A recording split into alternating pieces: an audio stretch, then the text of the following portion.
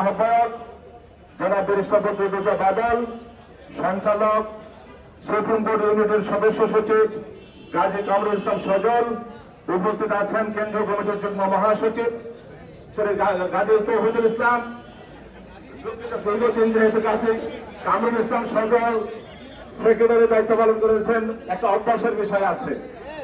আজকের এই অনুষ্ঠানের সঞ্চালক জনাব গাজী তৌহিদুল ইসলাম, উপস্থিত আছেন কেন্দ্রীয় কমিটির যুগ্ম মহাসচিব জনাব কামাল হোসেন, জনাব মোহাম্মদ শহীদুজ্জামান সহ সমবেত আইনজীবী ভাই ও বোনেরা এবং যারা শুনছেন। প্রিয় বন্ধুগণ, সঞ্চালক আমাকে বলেছে সংক্ষিপ্ত বক্তব্য দিতে। আমিও মনে করি আজকের অনুষ্ঠানের সঞ্চালক এবং আইনজীবী ফোরাম সুপ্রিম কোর্ট ইউনিটের যিনি সদস্য সচিব তথা মুখপাত্র, তিনি যে বক্তব্য দিয়েছেন সেটাই আমাদের বক্তব্য এবং সেই উদ্দেশ্যে আমরা রাজপথে আছি। তার সাথে দু একটি কথা আমি যুক্ত করেই আমার বক্তব্য শেষ করব। প্রিয় বন্ধুগণ, 111 সরকারের বিরুদ্ধে আমরা আন্দোলন করেছি। এই মইনুদ্দিন ফখরুদ্দিনের একটা ইচ্ছা ছিল জিয়াউর রহমানকে এদেশের মানুষের হৃদয় থেকে মুছে ফেলা, জিয়া পরিবারকে ধ্বংস করা, বিএনপিকে ধ্বংস করা। মইনুদ্দিন ফখরুদ্দিন পারে নাই। তবে মইনুদ্দিন ফখরুদ্দিন তাদের তেজস্মাতি কর্মকাণ্ডের মাধ্যমে হাসিনাকে ক্ষমতায় দিয়ে হাসিনাকে স্বৈরাচারী হওয়ার জন্য পথ সৃষ্টি করে দিয়েছিল। এই 15 বছর আমরা স্বৈরাচারী শেখ হাসিনার বিরুদ্ধে আন্দোলন করেছি। আমাদের আন্দোলন সংগ্রামের মাধ্যমেই শেখ হাসিনাকে আমরা বলেছিলাম তুমি স্বৈরাচারিণী। আমাদের বিএনপির নেতা কর্মীদেরকে হত্যা করেছিল বিদায় শেখ হাসিনা খুনি।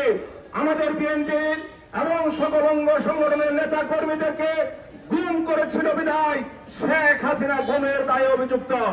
আমাদেরকে পুলিশের দিয়ে নির্যাতন করেছে, গ্রেফতার করেছে বিদায় শেখ হাসিনা স্বৈরাচার। 15টি বছর আমরা আন্দোলন সংগ্রাম করেছি। আন্দোলন সংগ্রাম 1 মাসের আন্দোলনে সফল হয়েছে। তবে এটা কিন্তু 1 মাসের আন্দোলন নয়, এটা হলো 15 বছর আন্দোলনের সফলতা 1 মাসে হয়েছে।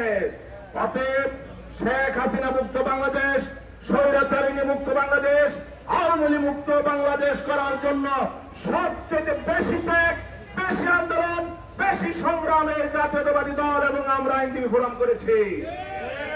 আর আমরা করেছি বিদায় আমাদের সঞ্চালক বলেছেন এই বিচারপতি নিয়োগের ক্ষেত্রে আমরাই সবচেয়ে বড় স্টেক হোল্ডার।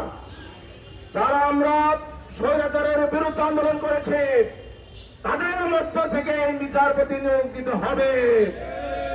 যারা আমাদেরকে আন্দোলন সংগ্রামে সহযোগিতা করেন নাই, কোনোভাবেই আমাদের সহযোগিতা করেন নাই, এমনকি মানসিক ভাবেও আমাদেরকে যারা সহযোগিতা করেন নাই, আমি বলবো তারা স্বৈরাচারের সরাসরি লোক না হলেও তারা স্বৈরাচারের সমর্থক।